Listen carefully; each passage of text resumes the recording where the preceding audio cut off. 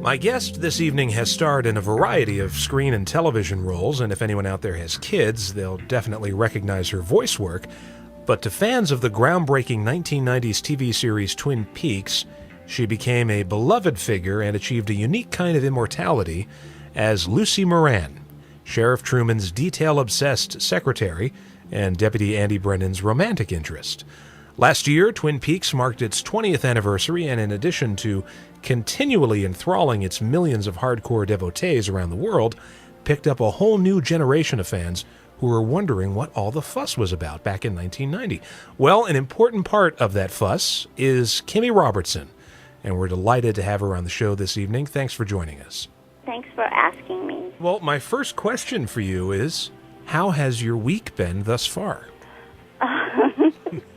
My week has been really good. I actually got my taxes mostly done, so I could drop them off to my accountant.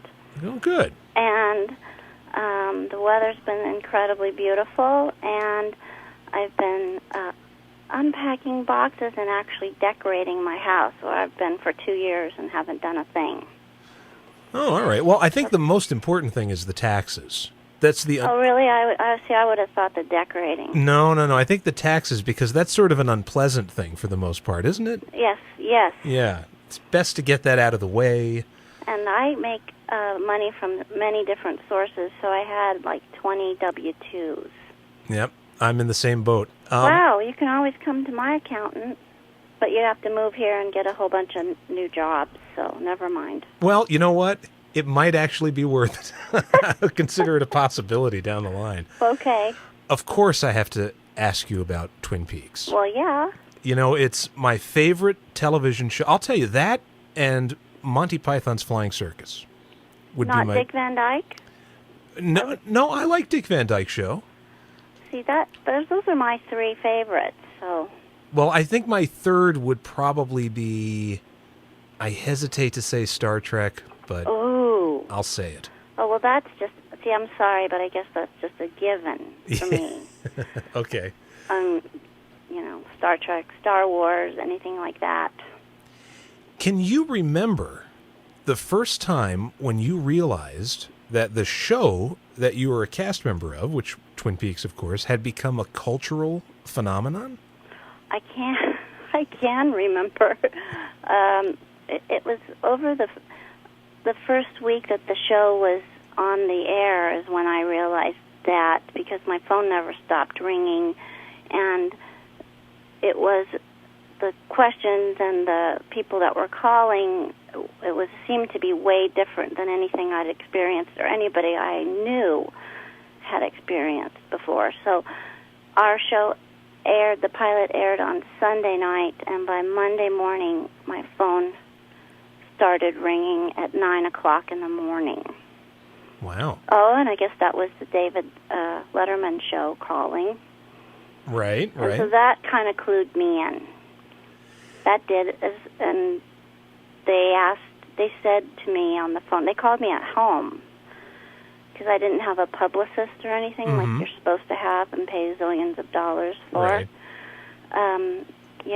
They said that David Letterman that morning had seen the show the night before and wanted to have David Lynch on. They called him. He was busy. So then his second choice was Kyle MacLachlan. They called him. He was busy. Then they called me third. Oh, well, there you go. I was the third choice, and I was supposed to go, but then I had to work. I believe now that it's 20 years later, and I look back on everything, there was a lot of times that I was scheduled to go and do something, in other words, represent the show. Right. And all of a sudden, out of the blue, I had to work. So I kind of am blaming the person that made me work on. Right. Well, work is good, but I can see where that could be frustrating. In a way, though, you would be the perfect choice to represent the show, because not only acting on the program, you were also the staff announcer for the show, because you did all the bumpers and you had the most recognizable voice associated with the show. Well, those were two different people. The person that decided that I could represent the show that way, that was Mark and David. Ah, okay. And the other person, who I'm not going to say the name of, I don't think liked me as much as a representative of the show. Well, that was okay, though. I eventually got to be on Letterman twice, and I did okay. Well, clips of it are up on YouTube, as everything is. And I thought you looked fabulous. I thought it was a great little interview. Well, I wish they had more of it instead of just the...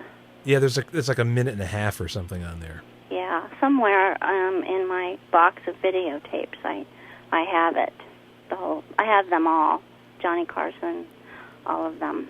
Well, remember what I said earlier about taxes? I take it back. Now I think the decorating and getting the tapes out and transferring them to DVD or whatever the new thing is. That's part of the decorating. Oh, okay. That's all. This is all.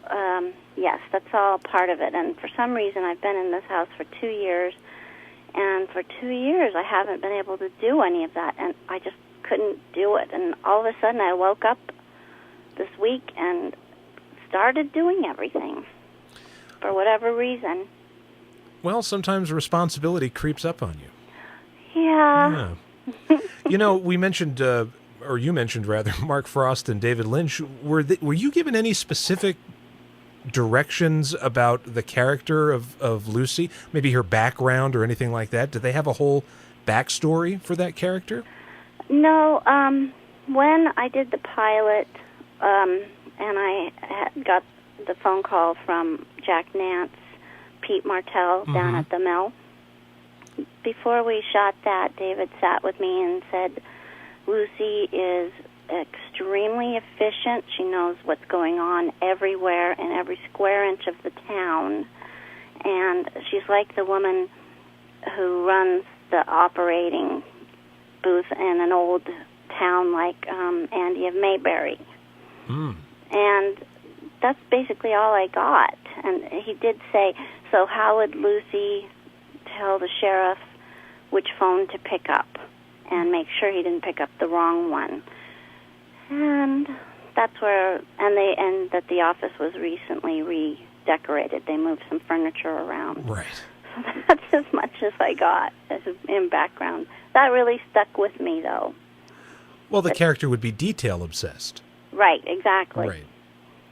Exactly, and that I always remembered, every time we did anything, because a lot of the times, excuse me, later in the second season when all the guest directors were there, I don't think they knew that, so I kind of had to fight for that a little bit.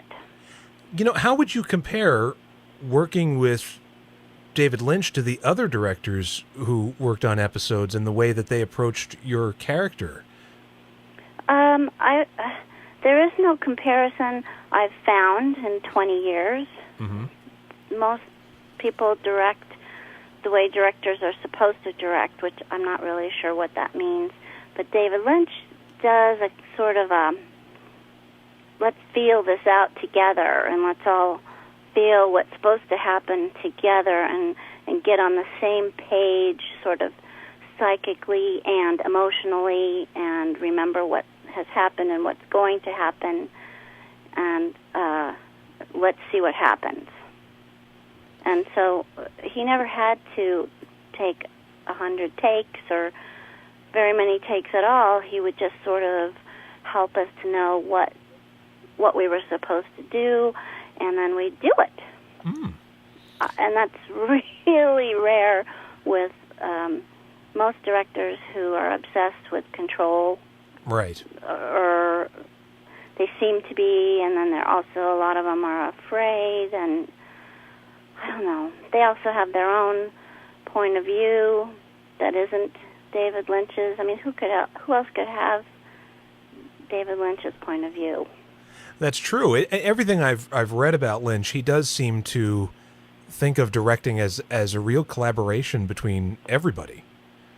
Yes, he does. It's his vision, but at the same time, he's completely open to, everyone's ideas. He is. And if that's not what he's thinking, he doesn't tell you you're an idiot. Right. He just might say, no, maybe she would do something. Right. Oh, yeah, what was I thinking? I don't know, very gentle and very serene and no time wasted. You know, and he doesn't seem to have an ego problem at all. No ego problem, which can be huge when you're an actor and you're dealing with somebody who's trying to direct something and they have a big ego issue going on at the same time. You know, I'm wondering if that's got anything to do with his, I didn't even know about this until a few years ago, his lifelong dedication to transcendental meditation. Oh, I think absolutely that's made it so that he doesn't waste a bunch of time. And right. Yeah, he does believe that everybody's can be on the same track, and I think he hires actors who are willing to go there and be on the same track. And when a group of people are together and they all agree to be on the same track, it can be really easy.